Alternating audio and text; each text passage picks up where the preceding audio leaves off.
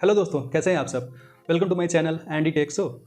आज हम लोग बात करने जा रहे हैं 3 ऐसे कॉमन मिस्टेक्स के बारे में जो मोस्टली स्टूडेंट करते हैं अपने ग्रेजुएशन के दौरान, अपने बीसीए के दौरान, एमसीए के दौरान और बीटेक के दौरान और इवन 10th और 12th के दौरान।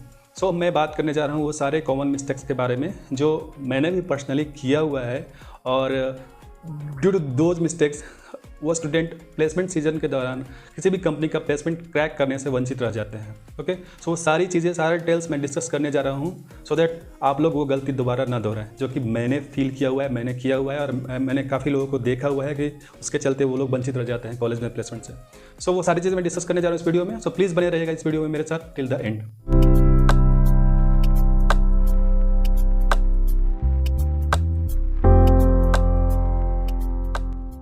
सबसे पहला मिस्टेक्स है एकेडमिक मार्क्स। हाँ, ये बहुत ही इंपॉर्टेंट हो जाता है कभी कभी। मैंने देखा हुआ है कि कुछ स्टूडेंट बहुत ही इंटेलिजेंट हैं, वो किसी भी कंपनी का कोडिंग राउंड और बाकी सारा चीज़ क्रैक कर सकते हैं, लेकिन वो वंचित रह जाते हैं किसी भी प्लेसमेंट में बैठने से due to their marks. Okay, so ये कॉमन मिस्टेक्स तो आपके हाथ में अब नहीं है क्योंकि आप बीटेक कर रहे हैं। सो आप you can not means rectify your marks in 10th and 12th।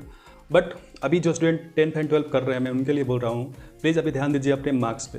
आप काफ़ी ज़्यादा पढ़ने में तेज़ हैं, okay, but you have to maintain some marks. और जब आप ग्रेजुएशन कर रहे हो और बीटेक कर रहे हो तो वहाँ पे भी आपको ये CGPA और आपका यदि आपका ये परसेंटेज वाला ग्रेड हो तो वो आपको मेंटेन रखना है, कम से कम 70% और 80%। कोई कंपनी तो 80% भी खोज देता है। तो ये पहला मिस्टेक और ये पहला रीज़न होता है जिसके चलते काफ़ी ज़्यादा स्टूडेंट वंचित रह जाते हैं प्लेसमेंट में बैठने से। Even they will not get chance to sit in any placement test. Okay, so आप लोग ध्यान दीजिएगा, यदि आप 10th कर रहे हैं, 12th कर रहे हैं और ग्रेजुएशन कर रहे हैं और even you are doing BTech तो अपने मार्क्स पे काफ़ी ज़्यादा ध्यान देना है। ओके, सो ये हमारा हुआ है पहला पॉइंट जिस पे आपको काफ़ी फोकस पे आता है एप्टीट्यूड एंड रीजनिंग टेस्ट। जी हाँ दोस्तों, एप्टीट्यूड एंड रीजनिंग एक ऐसा सब्जेक्ट है और ऐसा चीज़ है जो कि काफ़ी ज़्यादा स्टूडेंट लोग अवॉइड करते हैं। वो BCA कर रहे हो, MCA कर रहे हो या बीटेक कर रहे हो, वो अपने पर्टिकुलर कोर्स पे सिर्फ ध्यान देते हैं और वो एप्टीट्यूड एंड रीजनिंग को बिल्कुल ही छोड़ देते हैं। ऐसा बिल्कुल मत करिएगा, मैं अपने पर्सनल एक्सपीरियंस से बता रहा हूँ, ऐसा बिल्कुल मत करिएगा। क्योंकि कोई भी कंपनी यदि फ्रेशर्स को हायर करने आती है वो डायरेक्टली आपसे प्रोग्रामिंग नहीं पूछेगी। आप कितने भी प्रोग्रामिंग में एक्सपर्ट हो, वो आपका प्रोग्रामिंग टेस्ट पहले नहीं लेने वाला है। उनकी पहली क्राइटेरिया जो मैंने पहले पॉइंट में डिस्कस किया वो एकेडमिक मार्क्स होता है और दूसरा क्राइटेरिया होता है कि आप कितने अच्छे प्रॉब्लम सॉल्वर हैं, आप कैसे अप्रोच करते हैं किसी भी सॉल्यूशन को, किसी भी प्रॉब्लम को सॉल्व करने में। तो उसके लिए सबसे अच्छा तरीका होता है टेस्ट करने का एप्टीट्यूड एंड रीजनिंग। जी हाँ, वही सब छोटे मोटे ट्रिकी मैथ क्वेश्चन और रीजनिंग क्वेश्चन। सो सारे क्वेश्चन का प्रिपरेशन आपको करते रहना होगा side by side along with your BCA और MCA courses and your BTech courses. कभी कभी तो ये बहुत ज़्यादा इंपॉर्टेंट हो जाता है, आपका कितना भी अच्छा टेक्निकल राउंड गया हुआ हो, लेकिन आप एप्टीट्यूड एंड रीजनिंग में परफॉर्म अच्छा नहीं किए हुए हो तो आपको वो लोग रिजेक्ट कर देंगे। Okay, so overall they will prepare your marks based on these only, that one aptitude and reasoning and then that technical round. So आप लोग से ये रिक्वेस्ट है कि आप लोग ये मिस्टेक मत कीजिएगा। आप साथ में अपने कोर्स को साथ में पढ़ते पढ़ते एकेडमिक आप पढ़ रहे हैं, ठीक है, अच्छी बात है, लेकिन साथ में आपको एप्टीट्यूड एंड रीजनिंग का भी प्रैक्टिस करते रहना होगा। चाहे आप 10th स्टूडेंट हो, चाहे अभी आप 12th स्टूडेंट हो, आपको वो सब हमेशा दिमाग में रखना होगा कि आप कैसे सॉल्व करने जा रहे हैं एप्टीट्यूड एंड रीजनिंग जबकि आपको प्लेसमेंट में पूछा जाएगा। ओके, काफ़ी सारा बड़े बड़े MNCs इसको प्रीफर करते हैं पूछने के लिए। सो इस चीज़ पे हमको हमेशा ध्यान देना है कि आपको ये एप्टीट्यूड एंड रीजनिंग हमेशा अपने दिमाग में रखना है कि ये आपको पूछा जाने वाला है। तीसरा और बहुत ही इंपॉर्टेंट पॉइंट है कम्युनिकेशन स्किल। जी हाँ, कम्युनिकेशन स्किल बहुत ही ज़्यादा महत्वपूर्ण हो जाता है प्लेसमेंट सीजन में। कोई भी कंपनी जब आती है तो वो आपका सिर्फ टेक्निकल थिंग चेक करने नहीं आती है, आपका टेक्निकल राउंड सिर्फ नहीं लेगी, वो बहुत सारा चीज़ चेक करती है। पर्सनालिटी कैसा है आपका, आप कैसे किसी चीज़ को रिप्रेजेंट करते हैं, आपसे कुछ पूछा गया तो आप उसका कैसे रिप्लाई देते हैं, किस वे में आप रिप्रेजेंट करते हैं, आपका बैठने का तरीका कैसा है, वो सारा चीज़ आपको ध्यान देना होगा। Personality development as well as communication skills, हम बात कर रहे हैं दोनों चीज़ों के बारे में, कम्युनिकेशन स्किल और पर्सनालिटी डेवलपमेंट की। सो आपको फोकस रहना होगा अपने आप पे भी। पढ़ाई एक अलग चीज़ है, बट अपने आप को रिप्रेजेंट करना लोगों के सामने, ओके, इंटरव्यूअर के सामने अपने आप को रिप्रेजेंट करना, अपनी बात को रखना, वो स्किल आपको आना चाहिए।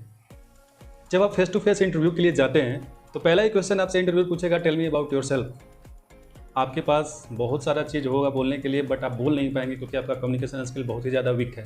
ओके, तो वहाँ पे आपको फर्स्ट क्वेश्चन में ही इंटरव्यूअर अपने दिमाग में ये बैठा लेगा कि इसको आगे ले जाना है कि नहीं, क्योंकि ये इंग्लिश में कहावत है ना, first impression is last impression. तो आप पहले ही क्वेश्चन को आप रिप्रेजेंट नहीं कर पाते हैं अच्छे से, ओके, तो आप अगले क्वेश्चन में भी फंसते ही जाएंगे क्योंकि आपका कॉन्फिडेंस वहाँ पर लो हो चुका होगा।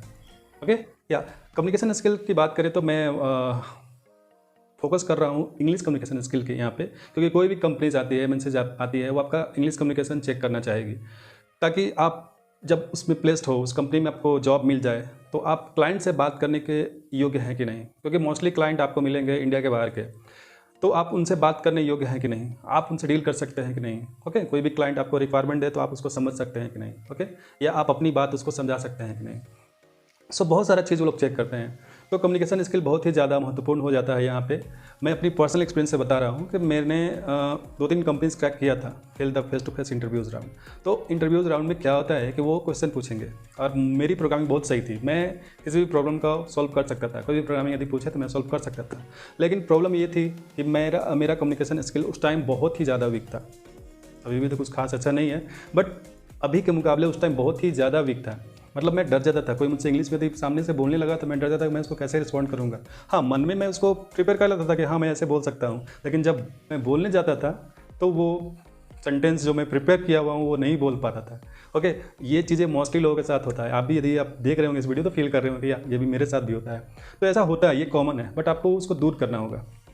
ओके, तो उसके लिए बहुत सारा तरीका है, मैं आपको किसी और वीडियो में एक्सप्लेन करूंगा, बट ये चीज़ को आपको फोकस करना है कि आपका कम्युनिकेशन स्किल बेहतर हो किसी भी प्लेसमेंट से पहले।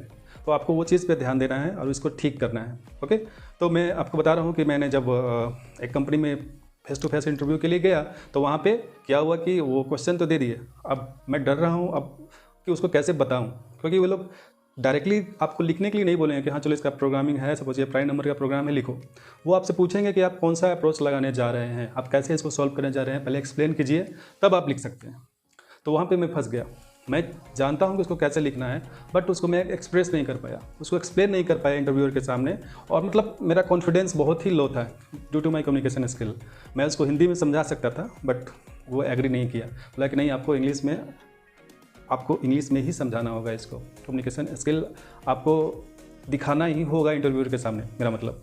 तो ये बहुत ही ज़्यादा महत्वपूर्ण पॉइंट है। बाकी दोनों चीज़ों से आपको एकेडमिक ठीक है, एप्टीट्यूड रीजनिंग भी आपने क्रैक कर लिया है, आपका प्रोग्रामिंग भी सही है, बट आप बोलने में अच्छे नहीं हो, अपने आप को रिप्रेजेंट करने में अच्छे नहीं हो, तो आपको रिजेक्ट कर सकते हैं। इसलिए आपको ध्यान देना है कम्युनिकेशन स्किल पे बहुत ही ज़्यादा, शुरू से ही, अभी से ही। आप जहाँ पे भी हो वहाँ पे ही आप स्टार्ट कर दीजिए उस पर ध्यान देना। आप जो भी आप आपस में बात कीजिए किसी प्रॉब्लम के बारे में, ओके, तो आप उसको ट्राई कीजिए कि इंग्लिश में ही बात करें उससे।